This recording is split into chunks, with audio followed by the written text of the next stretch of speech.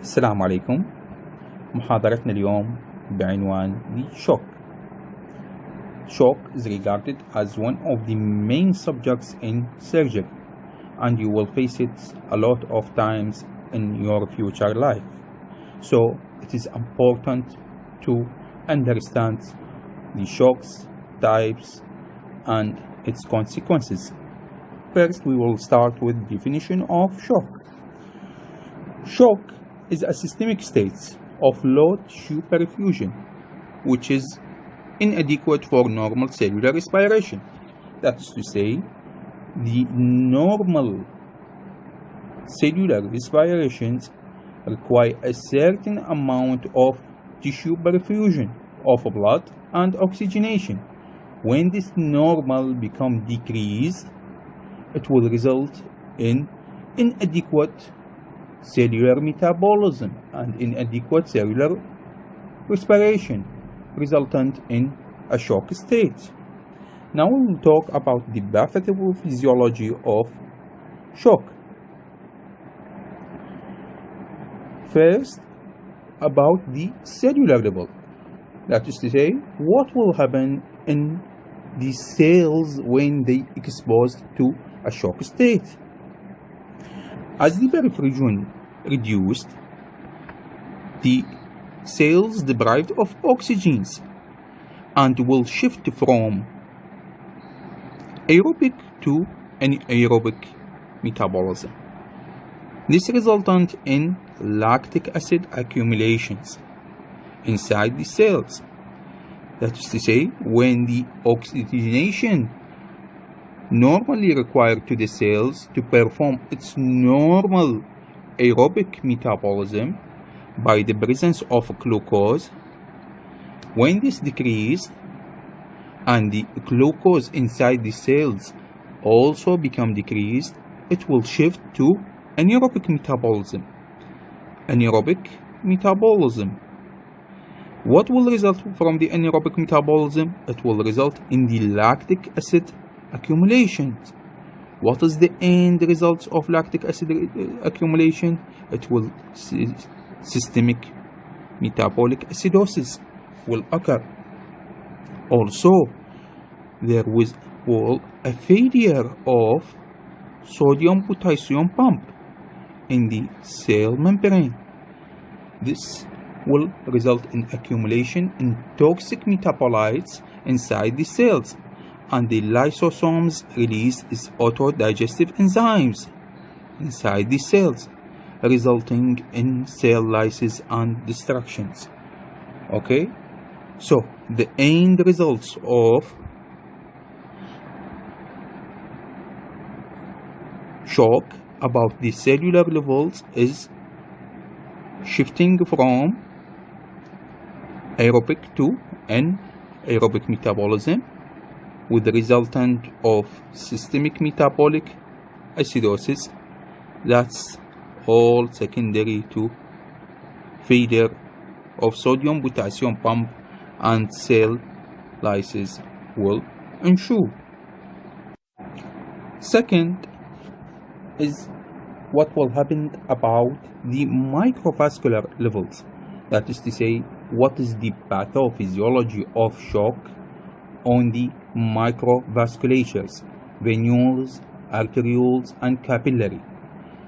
The answer is it will lead to capillary or microvascular endothelial cell damage. Okay, it will lead to endothelial damage, and this endothelial damage lead to leaky spaces between the endothelial space, allowing the fluids to leak out of the microvasculatures, leading to edema and more cellular hypoxia. Now, to understand why the endothelial damage occurs, we have to know that the secondary to the result of the ischemia, result of activation of immune systems and coagulation systems, and also will activate the complement and neutrophils with generation of oxygen-free radicals and cytokines. All these will resulting in endothelial cell damage, and as we said, it will lose the integrity between the endothelial cells and become leaky, and fluid will seep out to the extravascular spaces, and edema will ensue, and also further cellular hypoxia. Third, at the level of the systemic response or pathophysiology of systemic response to the shocks, the systems tries to compensate the shock. How it's compensate? At the level of cardiovascular, the cardiovascular systems, by the effects of baroreceptors, it will stimulate the release of and increase in sympathetic activity and release of catecholamines. This will result in tachycardia and try to increase blood pressures, okay, and with systemic vasoconstrictions. As you know, the blood pressures is the multiplication of the heart rate by the systemic vascular resistance, so the blood pressure will increase. This is occur in all types of shock except the septic shock. This is important.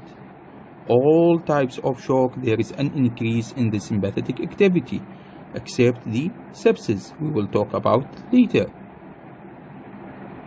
Okay, at the level of respiratory system, what will happen with the respiratory system in shock states?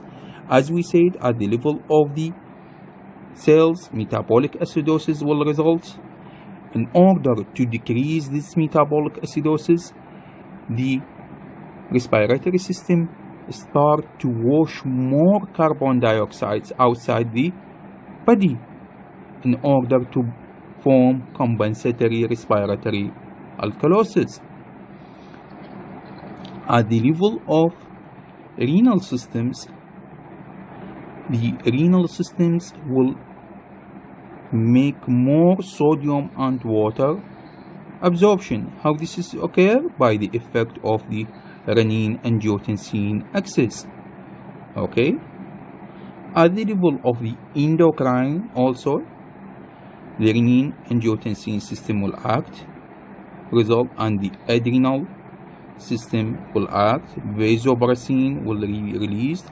All these will result in further sodium and water reabsorptions. Okay, at the level of the renal levels and adrenals and the hypothalamus. That's about the pathophysiology of shock. As we mentioned, we have 4 levels starting from the cellular, and we will talk what happened in the cellular systems. We have at the level of the microvascular, and we will talk about the microvascular, what will happen in the microvasculars, and we talk about the systemic levels and each systems. We will we talked about each system, what will occur. Now we have the classifications of shock. Shock can be classified into 5 major types: hypovolemic, cardiogenic, obstructive shock, disruptive shock, and endocrine shock. We will talk about each one. First, the hypovolemic shock. From its name, it's a state of hypovolemia. That's to say, there is a reduction in the circulating volume. And it's important, it's the most common type of shock. The most common type of shock you will face it is hypovolemic shock. From where it comes, a hypovolemia? You may ask. Hypovolemia could be secondary to hemorrhage or non-hemorrhagic cause. Hemorrhage, bleeding, simply RTA with major bleeding. Whatever it's revealed bleeding or concealed bleeding, it will result in hemorrhage. Or from non-hemorrhagic cause. Non-hemorrhagic cause, for example, a third space loss. What we mean by third space loss? That is the space not neither intravascular nor extravascular. For example, the inside the bowel loops, when patient become severe vomiting or severe diarrhea, it will result in a large amount of third space loss, and this will lead to a stage of hypovolemic shock like vomiting, diarrhea, urinary loss, and diabetes. Also, these all will result in non-hemorrhagic causes for hypovolemic shock. Second is the cardiogenic shock. In the cardiogenic shock, the heart fails to pump blood to the circulations, resulting in a shock secondary to heart problem. Now, what is the heart problems?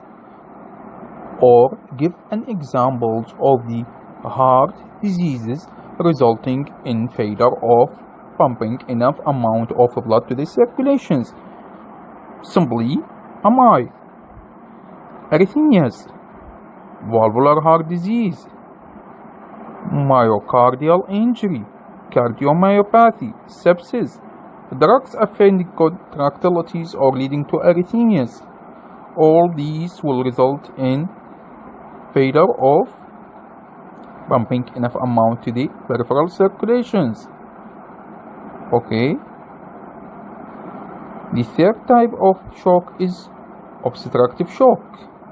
Here there is an obstruction to the preload to the heart. This is the chambers of the heart. This is the SVC. When there is an obstructions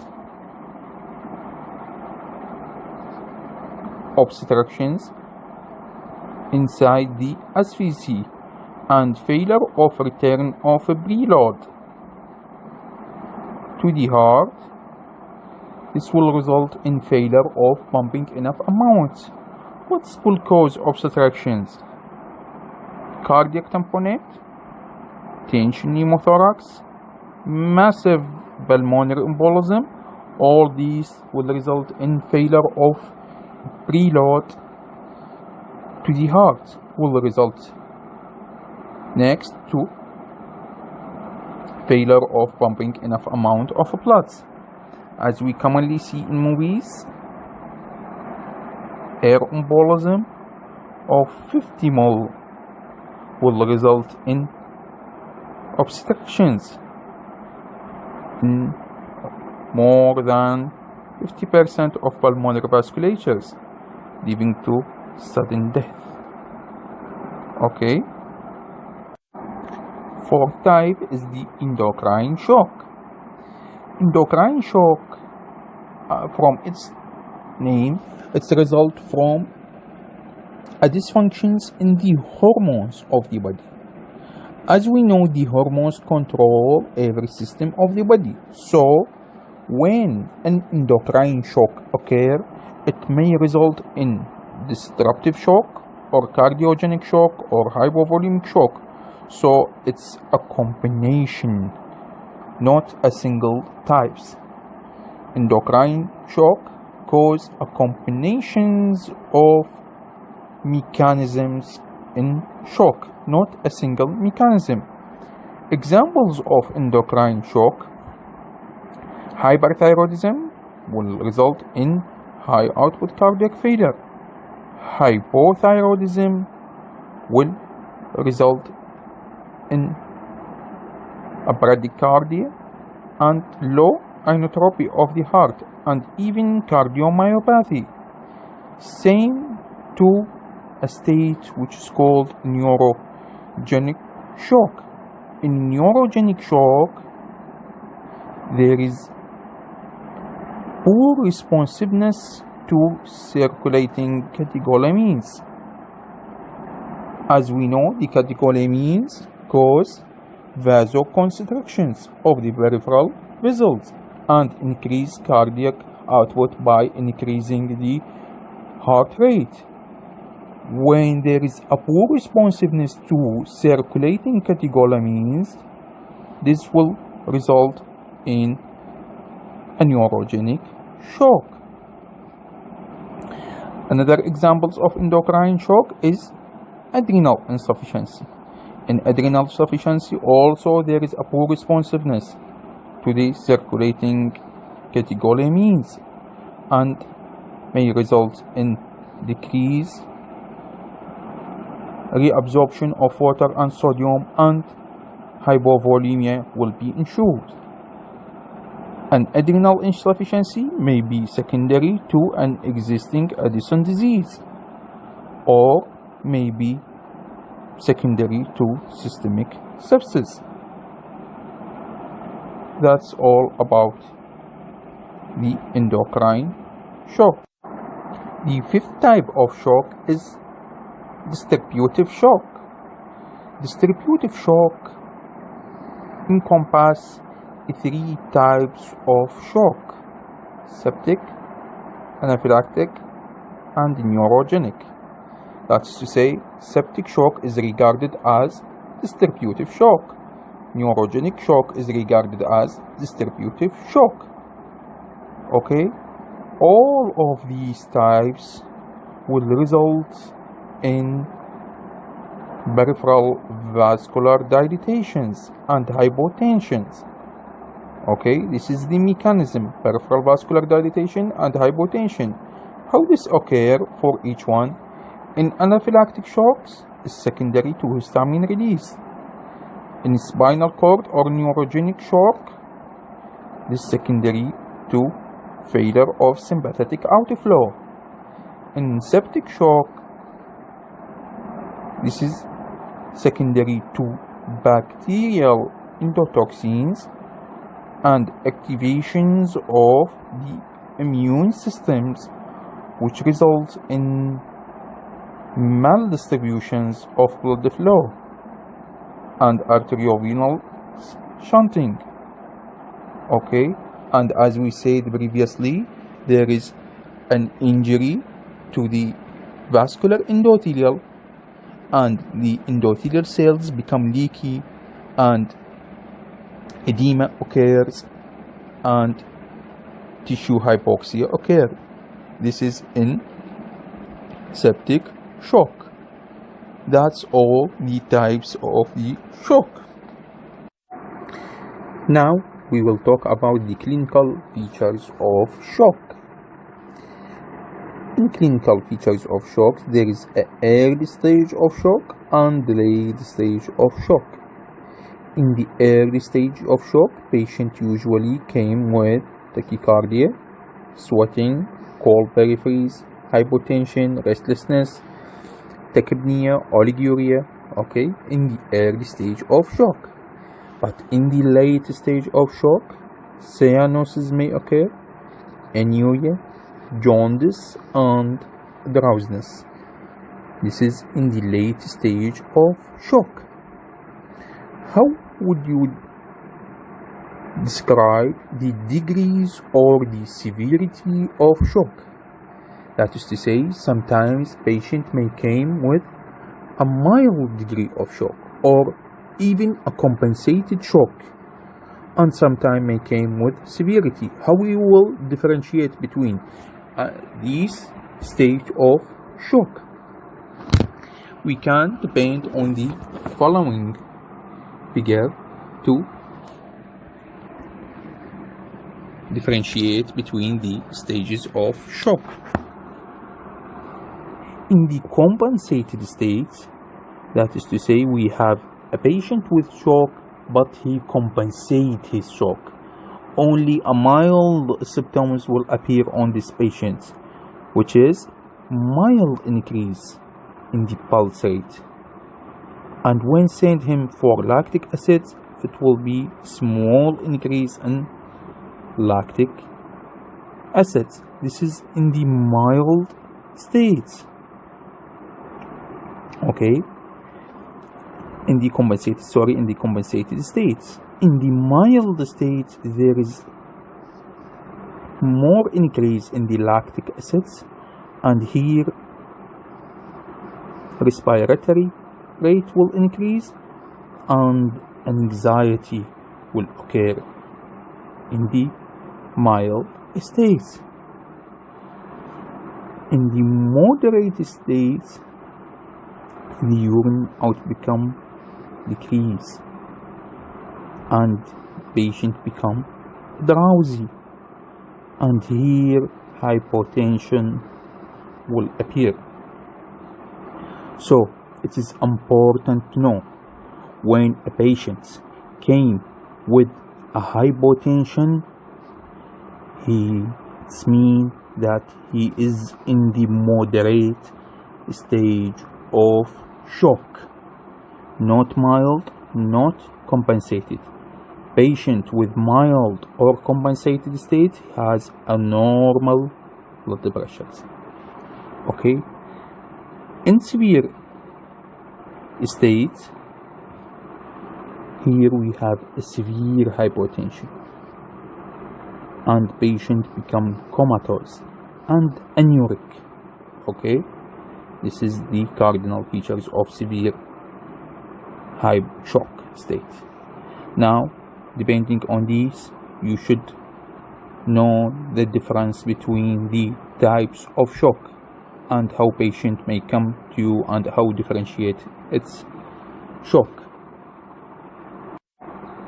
Now we will talk about the investigation on shock. When you suspect a patient with shock states, you will send him for certain investigations. These investigations can be categorized as essential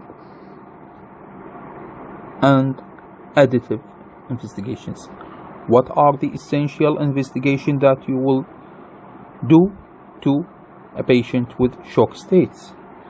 Monitoring of blood pressures, pulse rate, respiratory rate, ECG, urine output, and pulse oximeter. These are essential in a shock state. What are the additive investigations, or enumerate 3 or 4 types of additive investigations you will done to a patient with shock states? Central venous pressure, pulmonary capillary wedge pressure,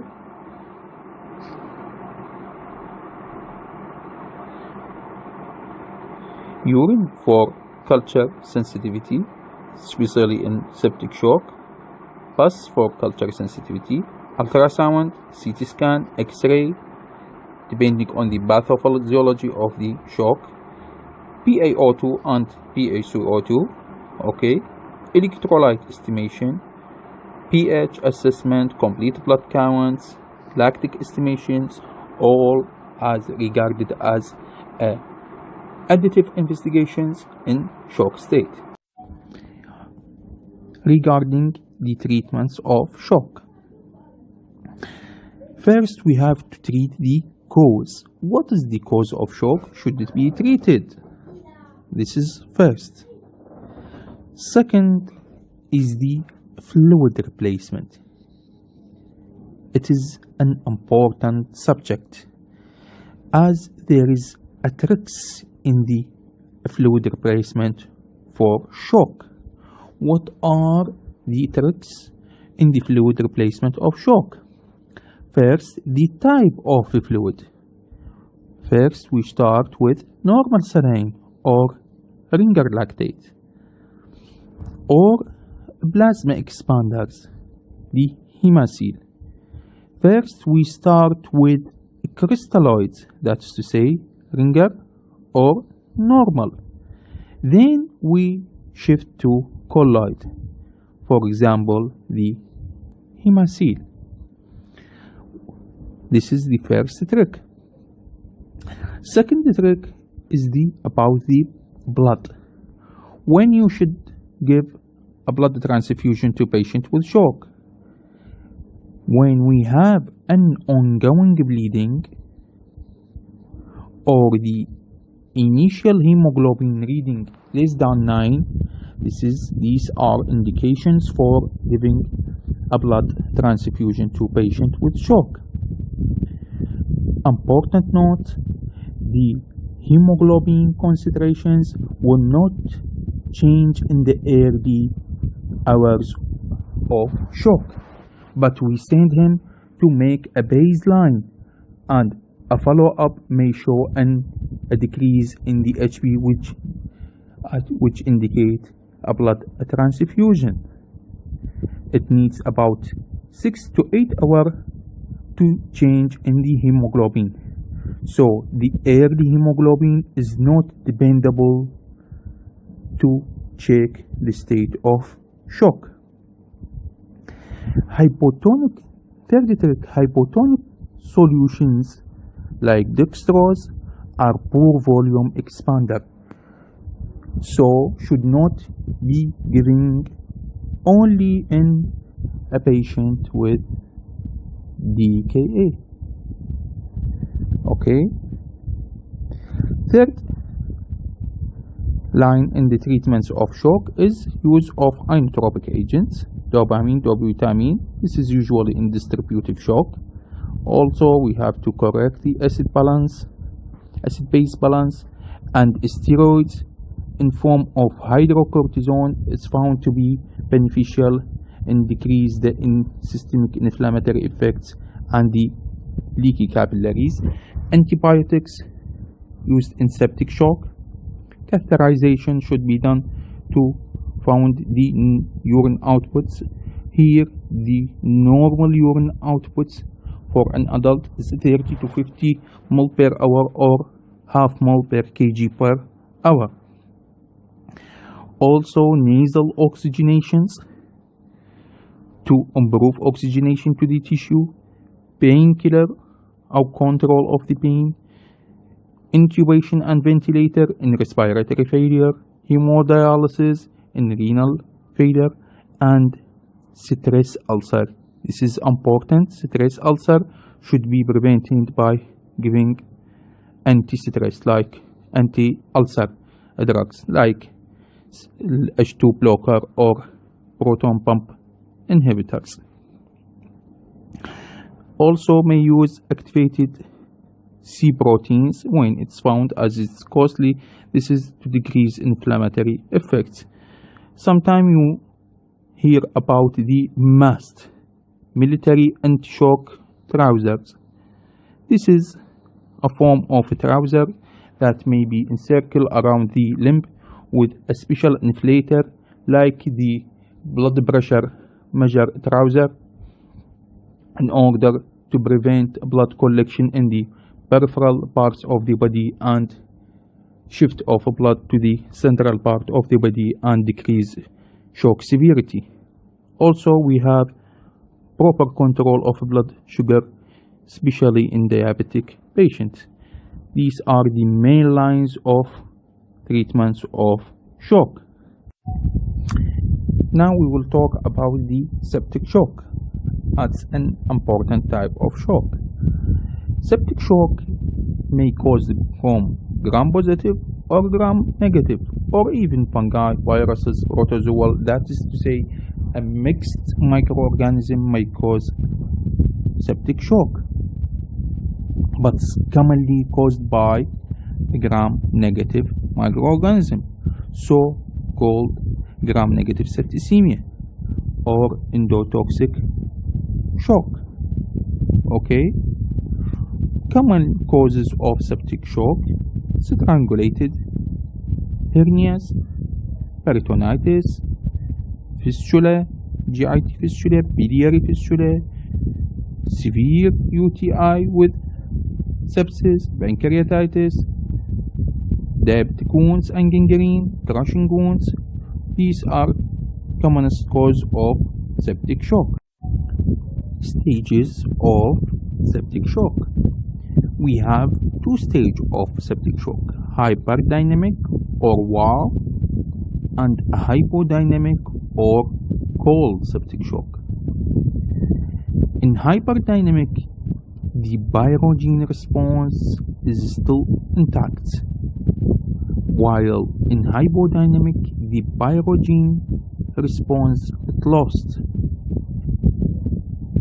Therefore, in hyperdynamic or warm state, the patient becomes warm and is a reversible stage. At this stage, we can save the life of patients by proper treatments. But in the hypodynamic or cold stage of septic shock, the patient's difficult to be saved as the pyrogene response is lost and it's an irreversible stage, and patient will enter into multi-organ failure and will be lost. Regarding the treatments of the septic shocks, the same lines of treatments in shock in general we discussed previously, but we give and focus on appropriate antibiotics.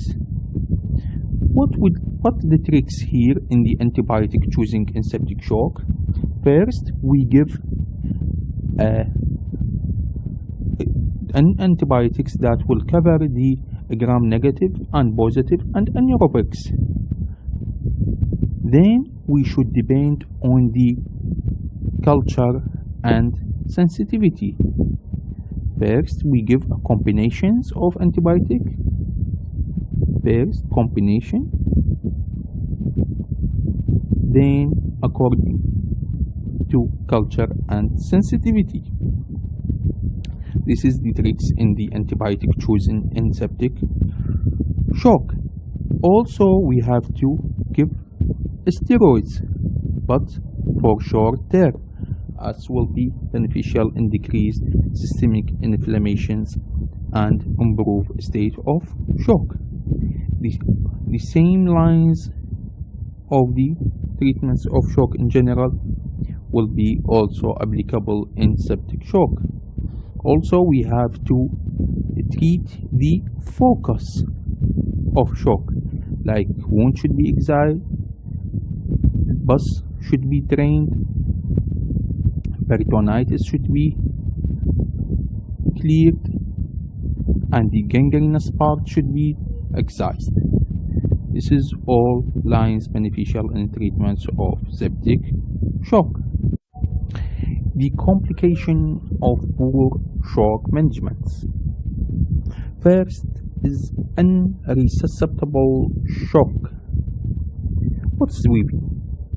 When patient with profound shock and for prolonged time, it becomes unresusceptible. That is to say, even when you give him a proper management of shock, it will not save his life. Why? Because we have cell death secondary to cellular ischemia, and centrally we have myocardial depressions and failure of response to inotrope and fluids, and peripherally we have failure of maintaining good systemic vascular resistance and peripheral dilatation will occur. All these will cause severe hypotension that will not respond to a proper treatment and result in unresusceptible shock.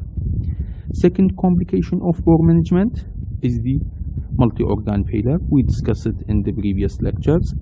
Third complication is what we called ischemia reperfusion syndrome.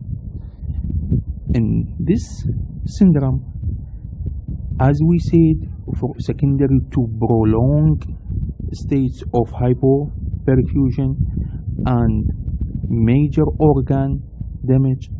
This will result in activations of inflammatory systems and also will lead to accumulation of acid and potassium in the cells, as we mentioned in the pathophysiology of shock.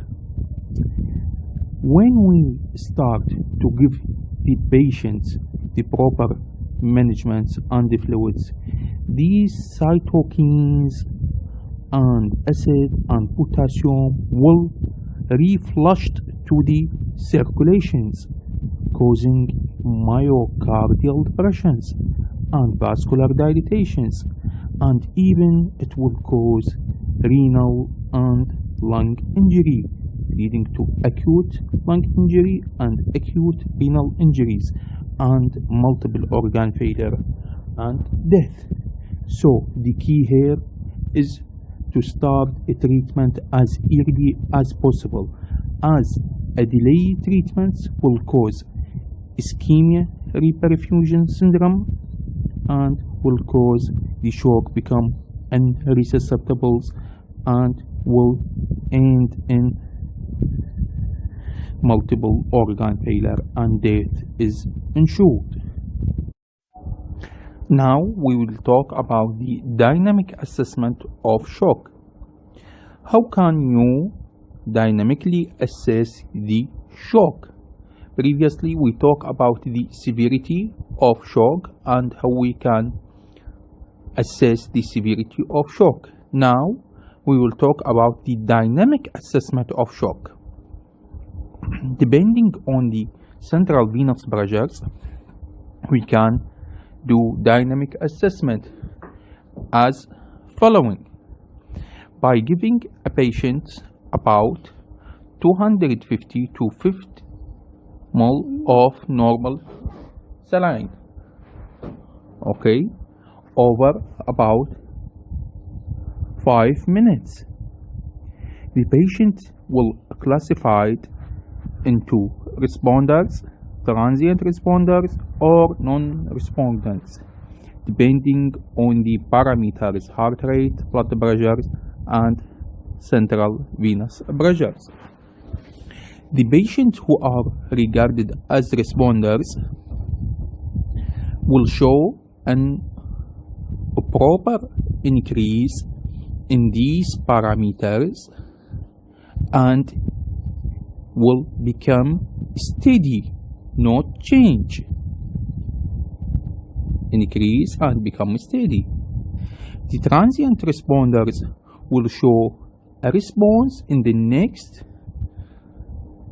few minutes to the supportive treatments, but then will they form a decline. This is low, increase, become steady, and then regain decline. This is mean in these parameters. This is mean that there is an ongoing loss, for some time internal bleeding. Okay, the non-responders, even when give them these bolus of fluids, they will not respond to the decrease and ongoing decrease in the heart rate, blood pressure, and central venous systems, even we give him a bolus of fluid. This is mean that has a major hemorrhage inside his body, either concealed or revealed, and regarded as non-responder and need an immediate treatment. Now we will talk about the pitfalls or absence of classical signs in shock. That's to say, sometimes we may find a patient with a shock state but has not the complete pictures of shock or has not the classical signs of shock. Where they occur? First, capillary refilling. Commonly in shock, or the classical signs in shock, the capillary refilling, peripheral capillary refilling is decreased and has cold and pale peripheries. This is commonly. But sometimes we may find normal or near normal capillary refilling. Where this may occur in the early stage of shock. In the early stage of shock, the peripheral capillary refilling may not affect severely to give its classical signs of delaying in shock states. Also, it occurs in distributive shock. In distributive shock, secondary to peripheral dilated vessels, the capillary refilling will be brisk and the peripheral limbs will be warm despite of shock state. Another point of pitfalls in shock is the tachycardia. Tachycardia may not always accompany shock. That is to say, sometimes we have a shock patient with normal or even a bradycardia. When we see that in patients with beta blocker or have a pacemaker in which the heart rate not increase much secondary to effect of beta blocker or secondary to pacemaker which has fixed rate in the heart rate. Also sometimes in fit young adults or athletic patients. In those patients may have a heart rate less than normal. For example, the normal heart rate is 60 to 100. Those patients or those people may have a heart rate of about 50. Okay, secondary to their athletics. Okay, so when they suffer from shock states, the heart rate will increase up to 85 or 90, and this means tachycardia to them, to those fit young adults. In other people, 90 may not mean tachycardia. So it is a pitfall in the shock states when we found athletic patients with a pulse rate of about 90 and you said it is a normal and not in shock states. Another pitfalls in shock state is the blood pressure. Blood pressure recognized as one of the last signs in the shock give a state of hypotension. As we mentioned previously, when you found a patient with hypotension, it's mean a mild or a moderate state of shock. Moderate degree of shock تساوي equal to decrease in blood pressures. Mild states and compensated states usually have no decrease in blood pressures. Children and fit young adults are able to maintain normal blood pressures even in the near final stages. Also, the elderly patients who has normally hypertensive may not suffer from the hypotension and became with normal blood pressure, but actually it's not normal, it's secondary to shock states and become hypotension. For example, elderly patient with hypertension, its daily pressure is 160 over 100.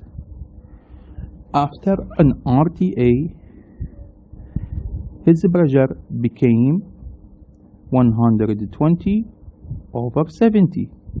What's that mean to you? It's mean he is in shock. Okay?